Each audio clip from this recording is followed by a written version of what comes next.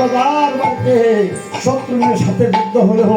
আর শত্রুঘ্ন তখন সেখানে যুদ্ধ করে জয়ী হলেন। আর সেখানে রাজাকে পরাস্ত করে অশ্বকে উদ্ধার করলেন। জয়রাম বলে অশ্বকে উত্তর দেশে ছাড়িয়ে দিলেন। উত্তর দেশে ছিল রাজা সুবাহু। সে সুবাহু রাজা অশ্বকে দেখে বন্দন করলেন। আর এই শত্রুঘ্ন যে সুবাহু রাজার সাথে যুদ্ধ করলেন।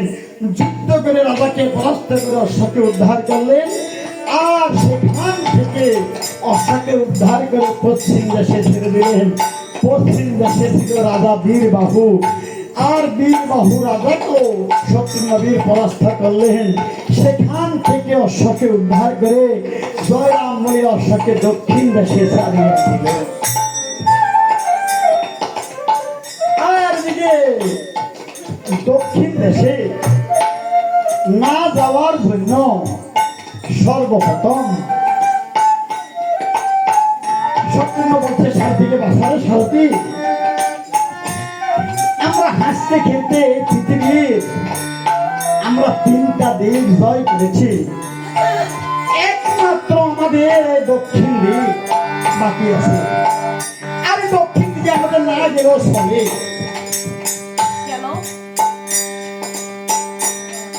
আর জানো না দক্ষিণ দেশে ছিল লঙ্কা রাবণ। সেই লঙ্কা রাবণকে আমার দাদা শ্রীরামচন্দ্র এক ধনে তাকে করে আসেন। রাবণকে যদি তোমার দাদা মারিয়া থাকে তাহলে আর কোন বীর সে দেশে আর নাই। আর লঙ্কা রাবণকে দহন করেছে আমার ব্রহ্ম সনাতন।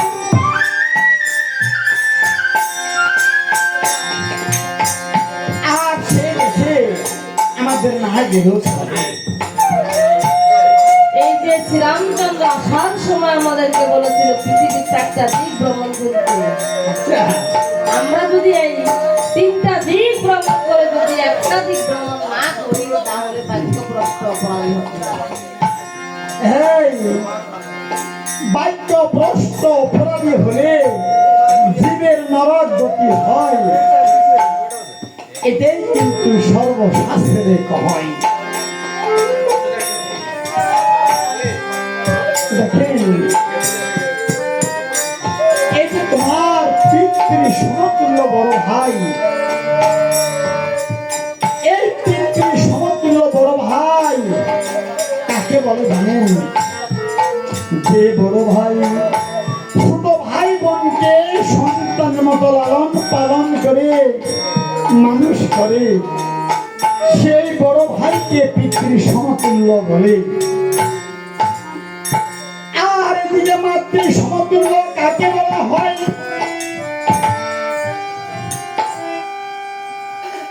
মাতৃ সমতুল্য এই যে বলা হয় বড় বোনকে, সে বড় বোন ছোট ভাই বোনের মতো, ছোট ভাই বোনকে নিজের সন্তানের মতো লালন পালন করে।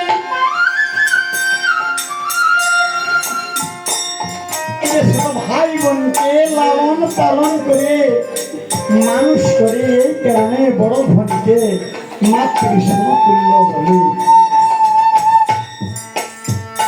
এই যে পিতৃ সমতুল্য আর মাতৃ সমতুল্য বড় ভাই বড় বোনকে যে অশ্রদ্ধা করে, যে অবহেলা করে, বড় বোনের কথা মানে না, বড় ভাইয়ের কথা মানে না, তার গতি হয় নরকে। আজকে ভাইরাম বলিয়া অশ্বকে দক্ষিণ দেশে ছাড়িয়া দিলে।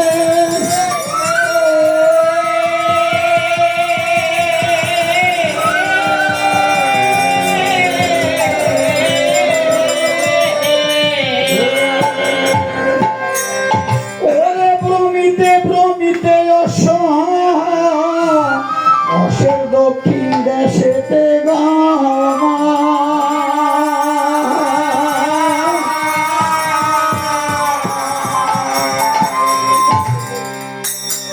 এই যে দক্ষিণ দেশে ভ্রমিতে ভ্রমিতে অশের দক্ষিণ দেশে ভ্রমণ, সেই দক্ষিণ দেশে বাল্মীকি ঠাকুরের তপবনে শ্রীরামচন্দ্রের যজ্ঞের স্বর দিলেন দর্শন। সেই দক্ষিণ দেশে মা দুঃখিনী সীতাকে শ্রীরামচন্দ্র ৫ মাসের গর্ভকালে বনে দিয়েছেন। কত দুঃখ কত কষ্ট করেছেন মা।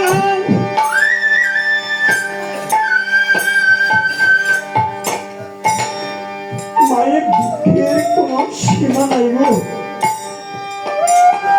৫ মাসের কালে শ্রীরামচন্দ্র প্রজাদের মঙ্গলের জন্য লক্ষ্মী সীতাকে বনবাসে দিয়েছেন। আজকে মা লক্ষ্মী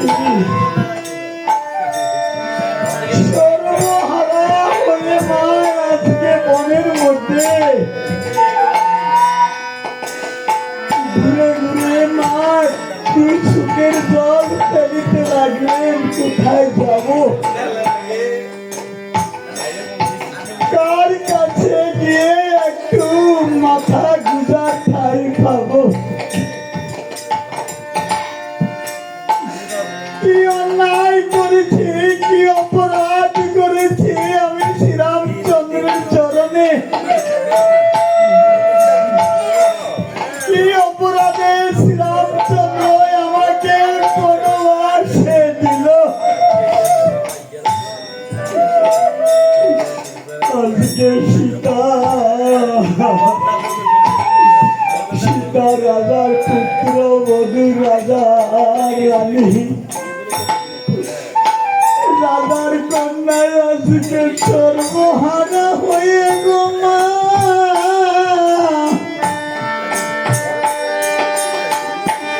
ও মা আমার মনের মধ্যে কাঁদিতে লাগলো। ও সীতা কাঁদে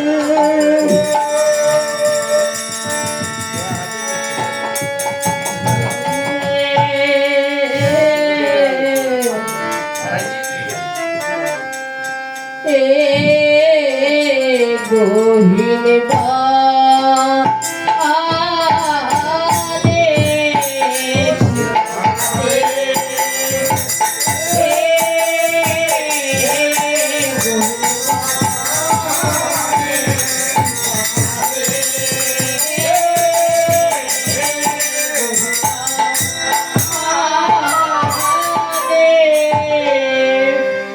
ওরে আ